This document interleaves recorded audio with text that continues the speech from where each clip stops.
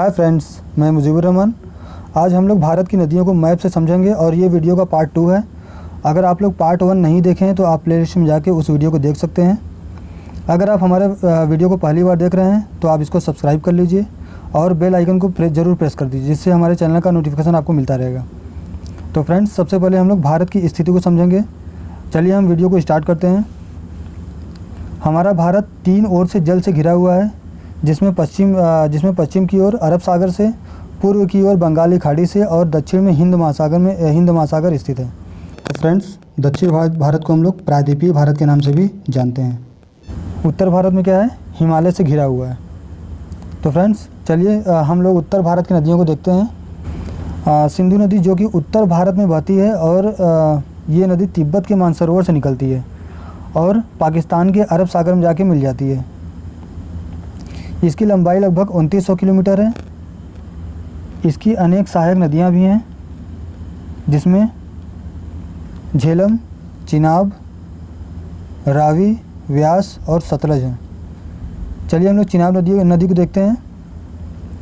इसका उद्गम हिमाचल प्रदेश के बारालाचा दर्रे के निकट से होता है और ये बहते हुए सिंधु नदी में मिल जाती है। चलिए झेलम नदी को देखते हैं। इसका उद्गम जम्मू कश्मीर के शेषनाग झील से होता है और चिनाब नदी में जाके मिल जाती है। रावी नदी का उद्गम रोहतांग दर्रे से होता है और ये सिंधु नदी में मिल जाती है। चलिए फ्रेंड्स, सतलज नदी को देखते हैं। सतलज नदी का उद्गम तिब्बत के मानसरोवर के निकट राकसताल झील से होता है और पाकिस्तान में चिनाब नदी में जाके मिल जाती है। व्यास नदी का उद्गम हिमाचल प्रदेश के रोहतांग दर्रे से होता है। और पंजाब के हरिके संगम में सतलज नदी में मिल जाती है। इंदिरा गांधी नहर यहीं से निकलती है। भारत की सबसे लंबी नहर कहाँ से निकलती है? तो यहीं से निकलती है, हरिके नामक संगम से, इंदिरा गांधी नहर। फ्रेंड्स, सन 1960 ईस्वी में भारत और पाकिस्तान के बीच एक समझौता हुआ, जिसे हम लोग सिंधु जल समझौता के नाम से जानते हैं, जिसके तहत सिंधु, झेलम एवं चिनाब नदियों का 80% जल पाकिस्तान इस्तेमाल करेगा और 20% जल भारत के उपयोग में होगा, और रावी, सतलज और व्यास नदी का 80% जल भारत इस्तेमाल करेगा और 20% जल पाकिस्तान इस्तेमाल करेगा। ये समझौता जवाहरलाल नेहरू के समय में हुआ था। चलिए फ्रेंड्स, अब ब्रह्मपुत्र नदी की बात करते हैं। ब्रह्मपुत्र नदी का उद्गम तिब्बत के कैलाश मानसरोवर से इसका उद्गम होता है और ये बंगाल की खाड़ी में गिर जाती है और इसकी लंबाई लगभग 2900 किलोमीटर है, जो कि ब्रह्मपुत्र का भी 2900 किलोमीटर है। लगभग दोनों समान ही है, इसकी लंबाई दोनों समान ही है, मतलब ब्रह्मपुत्र का और ये सिंधु नदी का। फ्रेंड्स, भारत की सबसे चौड़ी नदी कौन सी है? तो वो ब्रह्मपुत्र नदी है।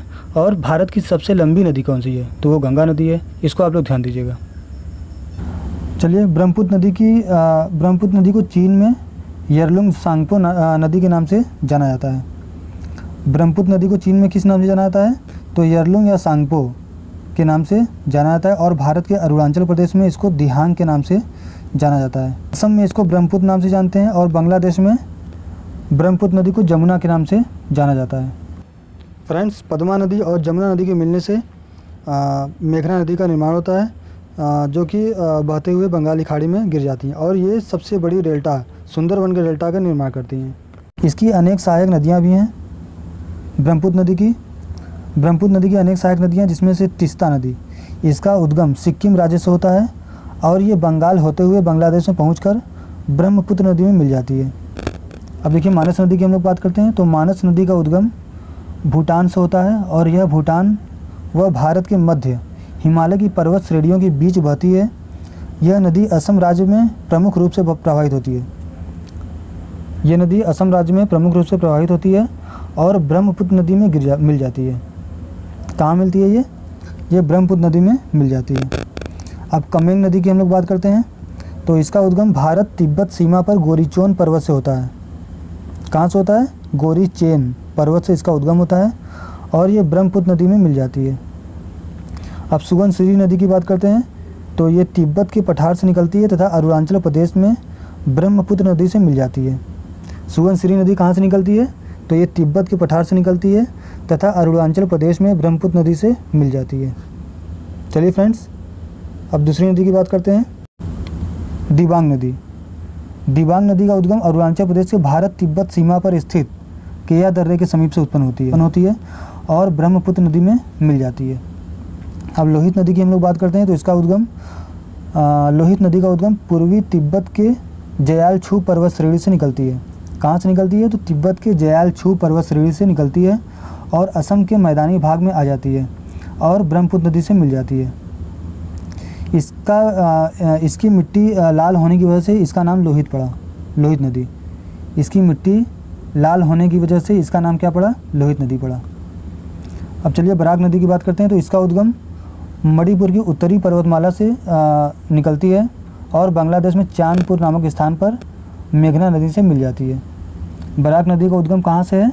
तो ये मणिपुर की उत्तरी पर्वतमाला से निकलती है और बांग्लादेश में चांदपुर नामक स्थान पर मेघना नदी से मिल जाती है। चलिए फ्रेंड्स, अब हम लोग गंगा नदी को देखते हैं। तो गंगा नदी का उद्गम उत्तराखंड के उत्तरकाशी जिले के उत्तरकाशी जिले में गंगोत्री ग्लेशियर से होता है। कहाँ से होता है? तो ये उत्तरकाशी जिले में गंगोत्री ग्लेशियर से गंगा नदी का उद्गम होता है। गंगा नदी भागीरथी और अलकनंदा के संगम से जो नदी निकलती है वो गंगा कहलाती है। भागीरथी नदी का उद्गम गोमुख से होता है और अलकनंदा नदी का उद्गम बद्रीनाथ से होता है। भागीरथी नदी का उद्गम कहाँ से होता है? तो ये गोमुख से होता है और अलकनंदा नदी का उद्गम बद्रीनाथ से होता है। ये दोनों नदियाँ बहते हुए उत्तराखंड के देवप्रयाग नामक स्थान पर इनका संगम होता है। कहाँ पे संगम होता है? तो देवप्रयाग नामक स्थान पर, उत्तराखंड के देवप्रयाग नामक स्थान पर इनका संगम होता है और यहीं से गंगा नदी निकलती है और 5 राज्यों से होकर बहती है। उत्तराखंड, उत्तर प्रदेश, बिहार, झारखंड और पश्चिम बंगाल से। ये बांग्लादेश में प्रवेश करते हुए ब्रह्मपुत्र नदी में मिल जाती है। बांग्लादेश में गंगा नदी को किस नाम से पुकारते हैं? तो इसको हम लोग पद्मा के नाम से जानते हैं। बांग्लादेश में गंगा नदी को पद्मा के नाम से जाना जाता है। पद्मा नदी और जमुना नदी के मिलने से, पद्मा नदी जो कि गंगा नदी का नाम है और जमुना नदी जो कि ब्रह्मपुत्र नदी का नाम है, ये दोनों को मिलने से मेघना नदी का निर्माण होता है। पद्मा नदी और जमुना नदी के मिलने से मेघना नदी का निर्माण होता है। मंदाकिनी नदी। और फ्रेंड्स ध्यान दीजिएगा, ये जो मेघना नदी का निर्माण होता है और यहीं से जो है डेल्टा, ये सबसे बड़ा डेल्टा भारत का, ये विश्व का सबसे बड़ा डेल्टा यहाँ निर्माण होता है, सुंदरवन डेल्टा का। इसको आप ध्यान दीजिएगा, सुंदरवन डेल्टा सबसे बड़ा डेल्टा, यहीं पे इसका निर्माण होता है। मेघना नदी की हम लोग बात करते हैं, तो मेघना नदी का निर्माण जमुना नदी और पद्मा नदी के संगम से होता है। गंगा नदी की सबसे बड़ी सहायक नदियों में कौन सी है? गंगा नदी की सबसे बड़ी सहायक नदियों में यमुना नदी है। इसका उद्गम उत्तरकाशी में स्थित यमुनोत्री हिमानी के बंदरपूछ चोटी से होता है। कहाँ से होता है? यमुनोत्री हिमानी के बंदरपूछ चोटी से इसका उद्गम होता है। इसकी अन्य सहायक नदियाँ भी हैं, जैसे कि चंबल नदी, बेतवा नदी, केन नदी। तो फ्रेंड्स हम लोग चंबल नदी को देखते हैं। चंबल नदी का उद्गम इंदौर के जाना पाव पहाड़ी से इसका उद्गम होता है और इटावा ज़िले में यमुना नदी से मिल जाती है। अब बेतवा नदी को देखते हैं, तो इसका उद्गम विंध्य पर्वतमाला एमपी के रायसेन जिले से इसका उद्गम होता है और ये बहते हुए हमीरपुर के निकट यमुना नदी में मिल जाती है।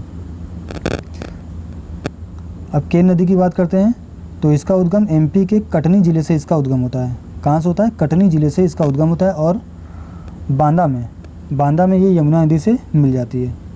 अब टोंस नदी की हम लोग बात करते हैं। टोंस नदी क्या है कि ये गंगा की सहायक नदी है। टोंस नदी का उद्गम कैमूर पहाड़ी के तमसा कुंड जलाशय से होता है। कहाँ से होता है? कैमूर पहाड़ी के तमसा कुंड जलाशय से इसका उद्गम होता है और ये नदी मेजा के सिरसा नामक स्थान पर गंगा नदी में मिल जाती है। कहाँ पे मिलती है? सिरसा के मेजा के सिरसा नामक स्थान पर ये गंगा नदी में मिल जाती है। अब सोन नदी की हम लोग बात करते हैं, तो ये इसका उद्गम एमपी के अमरकंटक से निकलकर पटना में गंगा नदी में मिल जाती है। सोन नदी जो कि सोनभद्र में है। सोन नदी का उद्गम एमपी के अमरकंटक से निकलकर पटना में गंगा नदी में मिल जाती है। गोमती नदी को देखते हैं। तो गोमती नदी का उद्गम पीलीभीत जिले के गोमत ताल से इसका उद्गम होता है और ये बहते हुए वाराणसी के कैथी में गंगा नदी में मिल जाती है। कहाँ मिलती है? वाराणसी के कैथी में गंगा नदी से मिल जाती है। घाघरा नदी की बात करते हैं तो इसका उद्गम तिब्बत के ऊंचे पर्वत शिखर से होता है और ये नेपाल से बहते हुए भारत में प्रवेश करता है। इस नदी को सरयू के नाम से भी जाना जाता है और ये छपरा के पास गंगा नदी से मिल जाती है। गंडक नदी को देखते हैं तो इसका उद्गम नेपाल के हिमालय पर्वत श्रेणी से निकलती है। इसका उद्गम कहाँ से होता है? नेपाल के हिमालय पर्वत श्रेणी से इसका उद्गम होता है और बहते हुए पटना के पास गंगा नदी में मिल जाती है। कोसी नदी की बात करते हैं तो इसका उद्गम नेपाल हिमालय से निकलती है। कोसी नदी का उद्गम कहाँ से होता है? तो ये नेपाल हिमालय से होता है और बहते हुए बिहार के कटिहार ज़िले में गंगा नदी से मिल जाती है। इस नदी में आने वाली बाढ़ से बिहार में बहुत तबाही होती है, इसलिए इस नदी को बिहार का शोक भी कहा जाता है। किस नदी को? कोसी नदी को। हुगली नदी को देखते हैं तो हुगली नदी पश्चिम बंगाल के फरक्का नामक स्थान पर ये गंगा नदी से अलग होकर बंगाल खाड़ी में जाके गिर जाती है। कहाँ पे अलग होती है? तो ये पश्चिम बंगाल के फरक्का नामक स्थान पे ये गंगा नदी से अलग हो जाती है और बंगाली खाड़ी में जाके गिर जाती है। लूनी नदी को देखते हैं तो लूनी नदी का उद्गम राजस्थान के अजमेर ज़िले में स्थित नाग की पहाड़ियों से इसका उद्गम होता है। कहाँ से? नाग की पहाड़ियों से इसका उद्गम होता है और ये गुजरात के कच्छ के रण में विलुप्त हो जाती है। चलिए फ्रेंड्स, अब हम दक्षिण भारत की नदियों की तरफ चलते हैं। माही नदी। माही नदी का उद्गम एमपी के धार जिले से होता है और ये राजस्थान और गुजरात राज्य में बहते हुए खंबात खाड़ी में जाके गिर जाती है। माही नदी का उद्गम कहाँ से होता है? तो एमपी के धार जिले से होता है और ये राजस्थान और गुजरात राज्य से बहती हुई खंबात खाड़ी में गिर जाती है। नर्मदा नदी की बात करते हैं तो इसका उद्गम मध्य प्रदेश के अमरकंटक से होती है और ये खंबात खाड़ी में गिर जाती है। ये नदी रिफ्ट घाटी से होकर बहती है विंध्य पर्वतमाला के दक्षिण से और सतपुड़ा पर्वत श्रेणी के उत्तर से। फ्रेंड ध्यान दीजिएगा, ये विंध्य पर्वतमाला और सतपुड़ा पर्वतमाला के बीचों बीच से ये बहती है और ये नदी रिफ्ट घाटी से होकर बहती है और ये एस्चुअरी बनाती है। चलिए ताप्ती नदी की बात करते हैं तो इसका उद्गम एमपी के बैतूल ज़िले से होता है और बहते हुए खंबात खाड़ी में गिर जाती है। ये दोनों नदियाँ एस्चुअरी का निर्माण करती है। दामोदर नदी को देखते हैं तो इसका उद्गम छोटा नागपुर के पठार से होता है और बहते हुए हुगली नदी में मिल जाती है। इस नदी को प्रदूषण के कारण इसको जैविक मरुस्थल के नाम से भी जाना जाता है। स्वर्ण रेखा नदी। स्वर्ण रेखा नदी का उद्गम झारखंड के रांची के निकट से होता है और ये बंगाल व उड़ीसा में बहते हुए बंगाली खाड़ी में गिर जाती है। महानदी की बात करते हैं तो महानदी का उद्गम छत्तीसगढ़ के रायपुर के सिहावा पहाड़ी से इसका उद्गम होता है और ये बहते हुए बंगाली खाड़ी में गिर जाती है। इसकी सहायक नदियों में तेल नदी, जोक नदी और शिव नदी आदि है। गोदावरी नदी को देखते हैं तो इसका उद्गम महाराष्ट्र के ब्रह्मगिरी पहाड़ी के त्र्यंबकेश्वर से होता है। कहाँ से होता है? त्र्यंबकेश्वर से होता है और बंगाली खाड़ी में गिर जाती है। और इसकी लंबाई कितनी है? तो इसकी लंबाई 1465 किलोमीटर है। फ्रेंड्स, गोदावरी नदी दक्षिण भारत की या प्रायद्वीपीय भारत की सबसे लंबी नदी है। इसको आप लोग ध्यान दीजिएगा। गोदावरी नदी की अन्य सहायक नदियों में वैनगंगा, इंद्रावती और मंजीरा है। तो वैनगंगा को देखते हैं, इसका उद्गम सिवनी जिले के मुंडारा से होता है। इंद्रावती नदी को देखते हैं तो इंद्रावती नदी का उद्गम कालाहांडी जिले के डोंगरला पहाड़ी से होता है। मंजीरा नदी को देखते हैं तो इसका उद्गम बालाघाट पहाड़ी से होता है। चलिए फ्रेंड्स, कृष्णा नदी को देखते हैं तो कृष्णा नदी का उद्गम महाराष्ट्र के सतारा जिले के महाबलेश्वर से इसका उद्गम होता है और बहते हुए बंगाली खाड़ी में ये गिर जाती है। इसकी लंबाई 1400 किलोमीटर है। इसकी अन्य सहायक नदियों में कोयना नदी, भीमा नदी, तुंगभद्रा नदी आदि है। चलिए फ्रेंड्स, कोयना नदी को देखते हैं तो कोयना नदी महाबलेश्वर से निकलती है और महाराष्ट्र के सतारा जिले के कराड शहर में कृष्णा नदी से मिल जाती है। भीमा नदी को देखते हैं तो भीमा नदी का उद्गम महाराष्ट्र के पश्चिमी घाट के भीम शंकर पर्वत श्रेणी से होता है और कृष्णा नदी में मिल जाती है। तुंगभद्रा नदी, इसका जन्म तुंग एवं भद्रा नदियों से हुआ है। इसका उद्गम पश्चिमी घाट से होता है और आंध्र प्रदेश में कृष्णा नदी में मिल जाती है। चलिए फ्रेंड्स, कावेरी नदी को देखते हैं। कावेरी नदी का उद्गम ब्रह्मगिरी से होता है और ये कर्नाटक एवं तमिलनाडु राज्य में बहते हुए जाके बंगाल खाड़ी में गिर जाती है। इसकी लंबाई कितनी है? तो इसकी लंबाई 805 किलोमीटर है। कर्नाटक एवं तमिलनाडु राज्य में एक विवाद है जिसका नाम है कावेरी जल विवाद। ये कावेरी नदी के कारण ही ये जल विवाद है। इसमें 2 राज्य हैं, कर्नाटक एवं तमिलनाडु। इन्हीं 2 राज्यों के बीच ये विवाद है। ठीक है फ्रेंड्स, अब ये वीडियो को हम समाप्त करते हैं। अगर आपको हमारा ये वीडियो पसंद आए तो आप इसे लाइक ज़रूर करिए, अपने दोस्तों को शेयर करिए, और अगर आप हमारे चैनल को सब्सक्राइब नहीं किए हैं तो इसको सब्सक्राइब कर लीजिए, जिससे हमारे चैनल के सभी नोटिफिकेशन आपको मिलता रहे। थैंक्स।